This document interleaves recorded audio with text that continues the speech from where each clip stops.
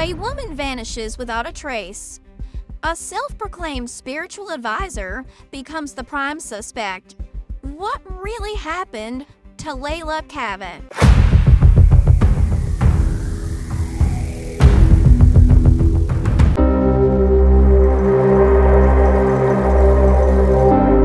In the last video, I showed you the recordings that Shannon posted to his Facebook and Alive after the disappearance of Leila. Well, in this video, we're going to read through the court documents to have some context to some of the allegations or claims that he made in his videos, which will contradict because there's actual evidence. Let's take a look at the criminal affidavit that was filed on May 11th, 2021 when Shannon was arrested. On July 26, 2020, the Miramar police were dispatched to the Edge Apartments located at 1860 Southwest 60th Avenue in reference to a 2-year-old boy wandering the area alone. A Good Samaritan, Ebony Williams, saw the boy and tried to locate his parents. When that failed, she called 911. Police canvassed the entire apartment complex, along with the neighboring areas. Unable to identify the child and unable to locate his guardians, BSO, Child Protection Services, took custody of him as police continued to investigate. A media release of the boy's picture led investigators to identify the boy based on relatives seeing his photo on the news and calling the detectives. Once the family members were interviewed, detectives learned that he came to Florida with his mother, who drove to Florida from Alabama, and a newly acquired white pickup truck. License plate reader captured pictures of them in the truck in various counties in Florida, with the last one being July 27th, and a newly acquired white pickup truck. License plate readers captured pictures of the truck in various counties in Florida, with the last one being July 27, 2020, at the Walmart in Hollywood, Florida. A nationwide BOLA was issued for both the mother and the white pickup truck. Later in the day on July 26, 2020, at approximately 9:30 p.m., detectives from the Miramar Police Department located her pickup truck unoccupied and in a parking spot at the Walmart in Hollywood. Surveillance was conducted to see if anyone returned to the vehicle. On July 28, 2020, detectives from Miramar who were conducting surveillance noticed a silver Lexus that was missing the front bumper, parked a few spots away from the pickup. A black male, later identified as suspect Shannon Ryan, exited the Lexus and approached the pickup truck with a black garbage bag in his hand. Ryan began going through things in the bed of the truck, and that is when the detectives approached him. Detective Wood explained immediately upon approaching Ryan without saying anything about why they were there. Ryan began discussing he just purchased the vehicle from Leila. It was then that Detective Wood began recording the conversation. This was served as one of the 2 statements Ryan made to law enforcement over the course of the investigation. During the initial recorded encounter with the suspect on July 28, 2020, Ryan stated that around 2:30 p.m. on July 25th, he met with Leila and her son, and he paid her $3,000 cash for a pickup truck. It should be noted that on July 26, 2020, Ryan attempted to get an associate of his, Josh Meggett, to purchase that same pickup truck from him after having only purchased it a day prior. The 3 of them then went to get food to the beach and then headed back towards Walmart. Located close to Walmart is the Racetrack gas station where the suspect, who was homeless, spent a lot of his time. So they stopped at the racetrack at approximately 2 a.m., and that is when Ryan claims Leila and her son entered a black car with 2 or 3 black males that asked Leila to party with them. Ryan stated he never saw Leila or the child again after that. An extensive amount of video surveillance was obtained from the racetrack, which does not corroborate this statement. The surveillance revealed the last time Leila and K.A. were seen on video, and the last time she was seen alive was at 10:19 p.m. when she was carrying her son as she went in and out of the racetrack store. While it is difficult to see, the video shows the passenger side door of the suspect's Lexus open and eventually drove away, with Ryan having entered the driver's side. After the initial contact with Ryan, detectives contacted Ryan the next morning to see if he was willing to meet with them again.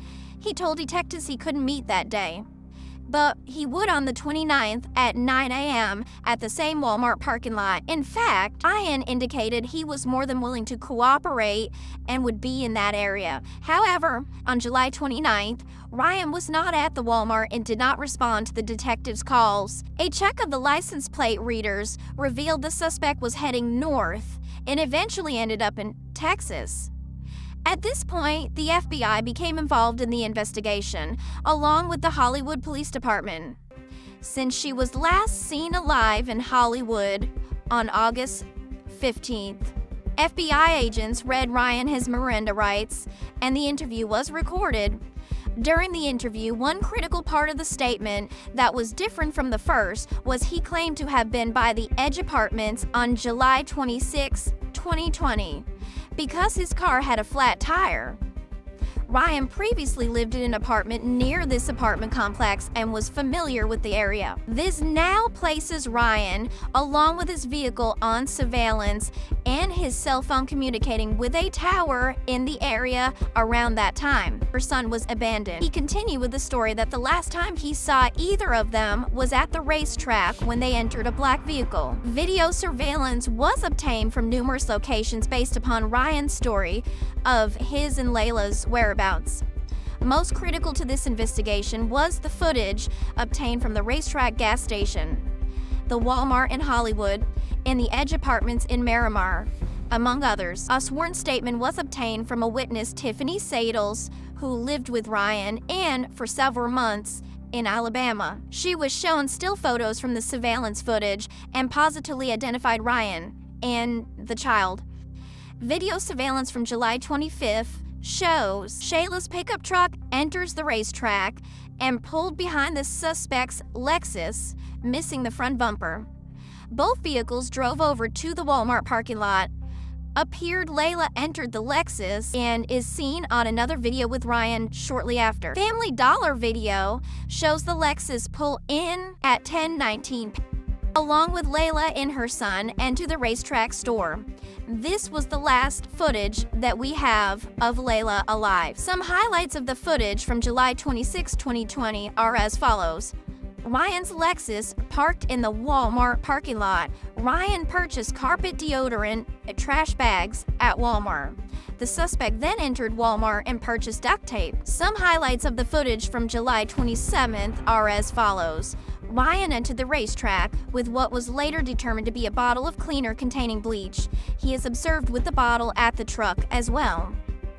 Her white pickup truck is moved and parked near the dumpster at the racetrack. Ryan repeatedly went back and forth from the truck to the dumpster and a trash can. Among items discarded were women's clothing and children's toys. Ryan dragged a large object wrapped in a black garbage bag from the truck to the dumpster.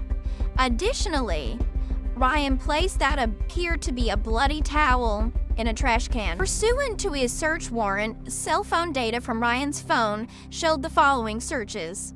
On Google, he searched, "Does bleach and alcohol make chloroform?" Accessed the waste management website in Hollywood, Florida, specifically inquiring as to the time of commercial trash pickup in Hollywood. Ryan, prior to being arrested, made several Facebook videos of himself describing his relationship and interactions with Leila.